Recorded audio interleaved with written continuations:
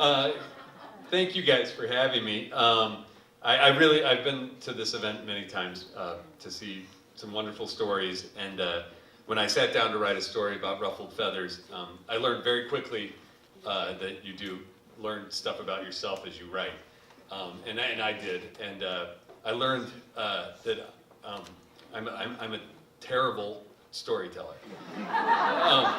I have a great story that I would be so mind-blowing about this bird that landed outside my window and that Charna Halpern talked about. And after I read the story out loud, all I could think was, I wish this guy would stop talking. And so I couldn't imagine what it would have been like for you. And then that was making me feel bad about myself because I'm a writer, and if I can't fucking tell a story, something's wrong.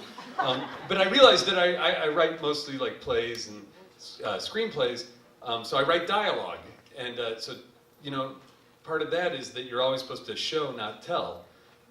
So I'm a terrible storyteller, but I think I might be a good like story shower or something. So instead of telling a story about ruffled feathers, I decided I'd show it by creating a list of things that I could say that would ruffle your feathers. Yeah, thank you. I encourage you, if I do ruffle your feathers, if I offend you in any way and you want to leave, that's an acceptable thing. If you want to boo me, that would be wonderful. Or if you just want to just say out loud, "You have ruffled my feathers," that would be great. Number one. The TV show Ozark on Netflix was a terrible show. Yeah. Thank you. Yes, I'm sorry. I think when the time came for the script to go to the production people, an intern messed up and accidentally delivered the first draft, and no one ever corrected it. And those of you who say that show was really well written have never met another human being, because human beings don't do things like that. Okay, thank you. This is working.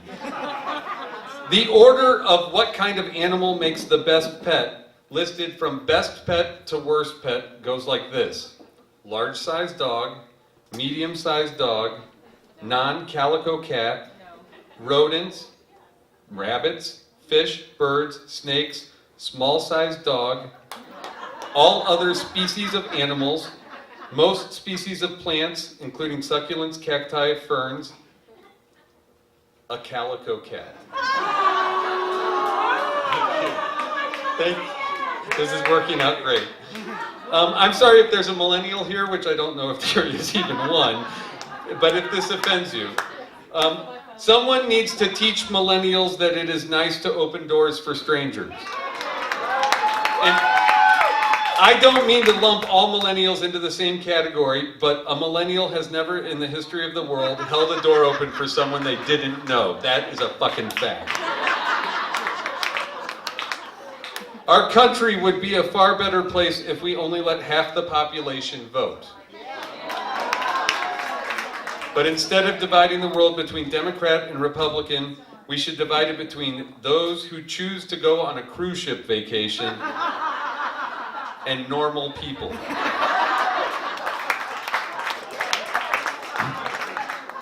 Bob Dylan is overrated. Oh yeah, like he's underrated? They don't talk about him enough? No, he's fucking overrated. Number 6, New York City is a claustrophobic, crowded, dirty cesspit that no one who is sane would ever choose to live in, and if you live there, you're fucking nuts. Also, their pizza is 100 times better than Chicago's. Sorry, this is it, thank you. Ruffle your feathers, yep.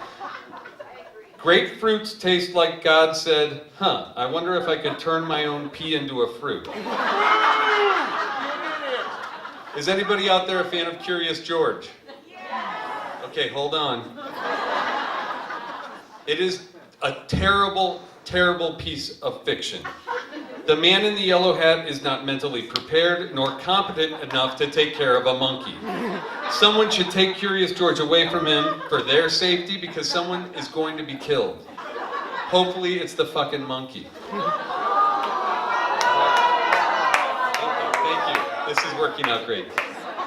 Irish step dancing is a cult. And if there's anyone out there who thinks to themselves, I love that my daughter takes Irish dance lessons, you're either drunk, brainwashed, or for some reason you just don't like having money. Number 10, people who say that political correctness is unfair and that their free speech is being limited are actually just afraid that after centuries of them getting to ruffle everybody else's feathers, and not just ruffle them, but pluck feathers, shame feathers, owning feathers, dictating what is a feather and what isn't a feather, after years of that, they're now the ones whose feathers are being ruffled and reorganized and renamed, and this is a good thing.